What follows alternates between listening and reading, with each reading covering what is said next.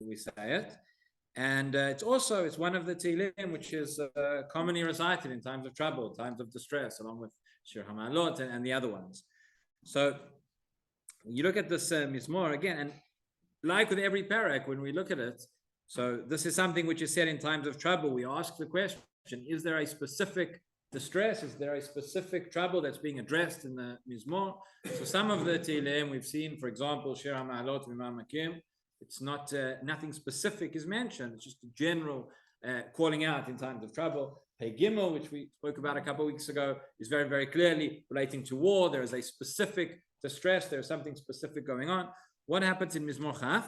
So yeah, the truth is that the Mizmor, you can really divide it into two parts. The first half, there is a calling out in terms of an answer, in terms of distress. It says that the Mizmor opens up, Yancha Hashem b'yom tzara, right? The day of distress. Clearly there is some tzara going on. The first half, though, it doesn't really seem to tell us what it is. And the second half almost interprets, gives us clues. Going back, when we get to the second half of the Perek, we can understand a little bit more what the first half is talking about. So we'll see. It says, Lamnatzech Mizmor David, that is the opening pasuk, the introduction, very, very common throughout Tehillim. We have an introduction like that.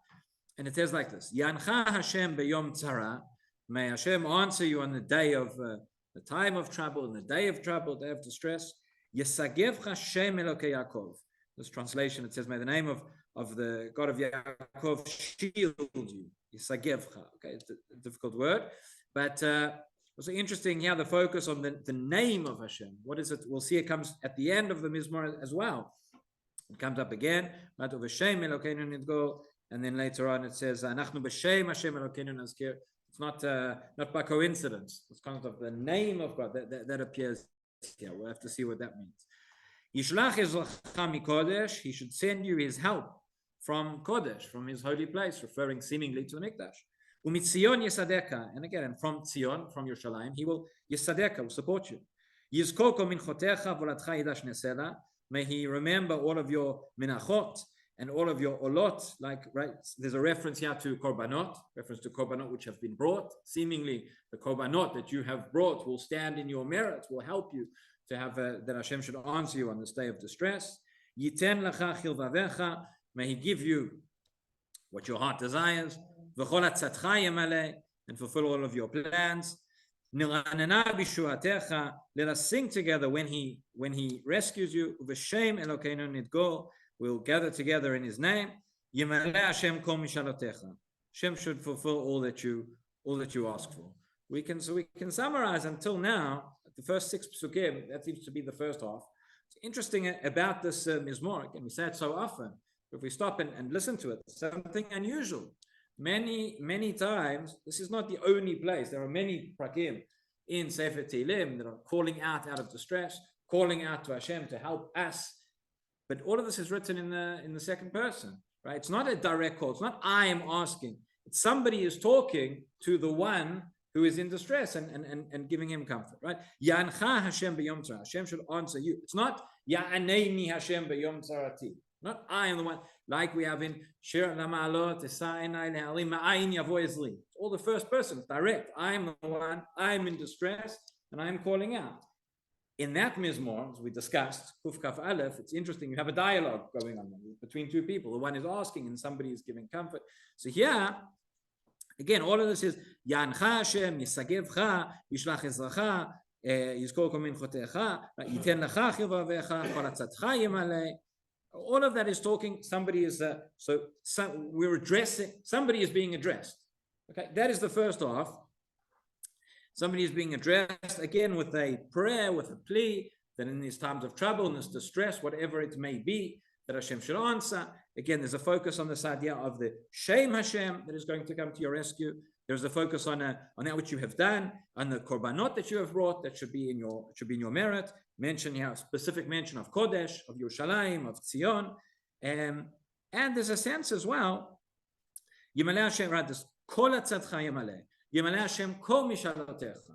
That Hashem should answer everything that you want, all your plans, all that you ask for. Maybe there's an echo in there that this is something beyond just this current distress, but Hashem should be with you throughout everything, throughout some greater plan.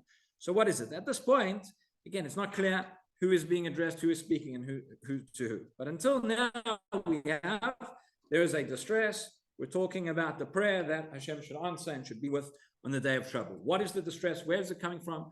We don't know. And then all of a sudden, by the way, a lot of what I'm saying now is based on the analysis of Rabbi Kenigsberg, who has a number of volumes on Perek Tehillim, and he goes through, he analyzes. A lot of this is based on his interpretation. And we get to Pasuk Zayin, and there's a switch. This is now the second half of the Mizmor, and clearly something changes. It says Atayadati.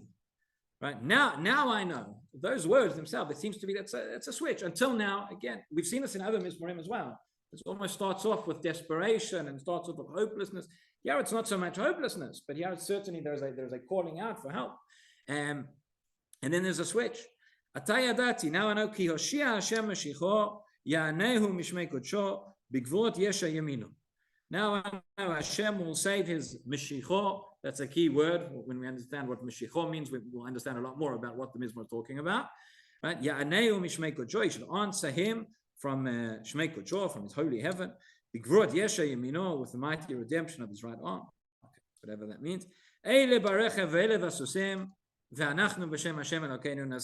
famous pasuk. Some go out in chariots, some have horses. We have there's again Shem Hashem. That is where we place our trust. That is where we what we will call out. They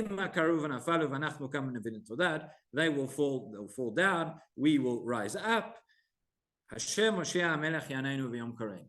So the second half is certainly much more encouraging than the first half, as is often the case. The first half, again, calling out. The second half, there is a confidence, there is a joy. We will overcome, we will be victorious, we will emerge. And the truth is that from the second half of the Mizmor, there is a sense, maybe what we're talking about, who we're talking about, who is being spoken to, and what the context is of the Yom Tzara. Right, we mentioned the key, I think one of the key words here is Mashicho. Mashicho meaning Mashiach Hashem, the one who has been anointed. Here it seems to be that it's referring to the king who is anointed. The beginning was Lamnatach, and there's more David, right? Not by coincidence. And there are a lot of clues here, a lot of connotations, certainly in the second half of the Mizmor, that we're talking about war, we're talking about Milchama, things like Ele Barechev, Ele Vasusim, V'anachnu B'Shem Hashem Elokeinu Nazkir. But it doesn't mean, by the way, and there are those who put their trust in chariots and horses, etc. And we'll call out the name of Hashem. It doesn't mean that if there's a war, we don't have to go out and fight and use the horses and the chariots that we have. But it means there's an understanding what's beyond that. That we discussed last week when we spoke about the Midrash with the different kings and the different approaches to battle. David HaMelech is the one who says, I'll go out and I'll fight in the battle and I'll do everything, right? But I'll understand that it's coming from Hashem. So seemingly it could be that this is essentially what the Mizmor is about. That the Yancha Hashem B'Yom Tzara is going into battle, is going into war. That the nation is about to, the king is about to lead his people together into a war. And the first half. So who is talking? Who would be talking to the king? Who would be saying these words? So it could be the Navi, potentially, or it could be the Kohen, Meshach Milchama, who is standing there and is giving the king these words of encouragement, is going into battle, right? Yamcha Hashem b'yom tzara, Hashem should be with you, Sagef Hashem Elokei Yaakov, Yishlach ezrocha mikodesh, should send his help from Kodesh, Mitzion Yisadeka, not by coincidence. Where's the source of the battle? Where is the source of our inspiration and our protection? Everything comes from Yerushalayim, comes from the Beit HaMikdash. We can understand that maybe we're not just referring to arbitrary korbanot that have been given in the past, but specifically going into battle. We know from different places in Tanakh there was a practice. They would come and they would bring extra korbanot for the success in the war. We're talking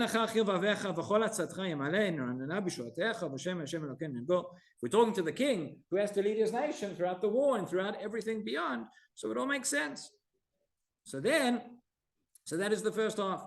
The Zara of Samet suggests that this Mizmor is really talking about the Yom Tzara is the king leading his nation into battle, into the war. The first half would be the Kohen speaking to the king and giving him that encouragement, and giving him that blessing, and talking about leading into the war. And then he answers back. So from Pasuk Zayin, Atay Yadati is coming along and answering back. Atay Yadati ki Hoshea Hashem Meshicho. So it's very interesting that if it's David HaMelech, whoever is really speaks about himself here in the third person. He doesn't say ki Hoshea Hashem T. Right? He's like Hoshea Hashem Meshicho as a private person. It's about me as Mashiach Hashem. That is why he's going to come along and say. That is what he is protecting. And the big question is, why is there a switch? What is the Atay Yadati? Atay Yadati means now I know, meaning implying there's something I didn't know before, and now I know. And this is what's giving me comfort. A number of times in the Tanakh, we have this expression, right? Atay Yadati, one famous one after the Akedah. Hashem says, Atay Yadati kirei Elokim. Now I know that you are that you have your so Atay Yadati, says the king. I know what Ki Hoshea Hashem Meshicho, that Hashem will save his king, will save his anointed one. Yaneu Mishmei Kodsho, he'll answer. Bigvot Yeshe Yamino, he'll give us victory. Eile Barecha Velev Asusim Banachnu B'Shem Hashem Elokeinu Nazkir. So it seems that again, very similar to what we said by Mizmor Pei Gimel. Many themes repeat themselves. The idea of going out, and it's the Kriya B'Shem Hashem. That all the we saw in Pei Gimel there was very, very, very apparent, very clear. The enemies come along, going out into war. Am Yisrael goes into battle. It's not just something over a land dispute, or it's not something arbitrary. This is a battle between good and evil. This is a battle against. We are there. We are calling out B'Shem Hashem. That's why it repeats itself again and again throughout this. Yisagev Hashem Elokei Yaakov. We are the ambassadors. We are the representatives of God in this world. So for that cause and for that sake, of course, he will answer, and that is why it will be victorious. And that is what he places his hope in. And that explains the Atay Yadati, based on the encouragement and based on the way that the first one who is speaking, that's why it switches, and that's why the Mizmor is moves from this mode of prayer, maybe of hope, to one of confidence, right? And then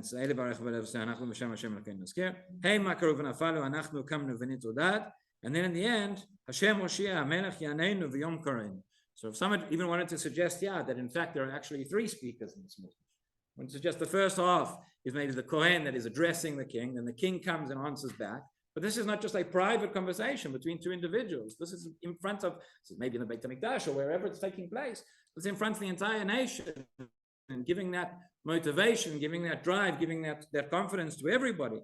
And he says, the last pasuk, we could read it. Everybody answers back, the entire nation. Hashem Hoshea, HaMelech Yaneinu V'Yom Koreinu, HaMelech, of course, referring not to the Melech David, but HaMelech Machem Lachem, Hashem should answer us on that day. And that is the confident ending that we have, that we go out into battle b'Shem Hashem, and Hashem will see that we are victorious.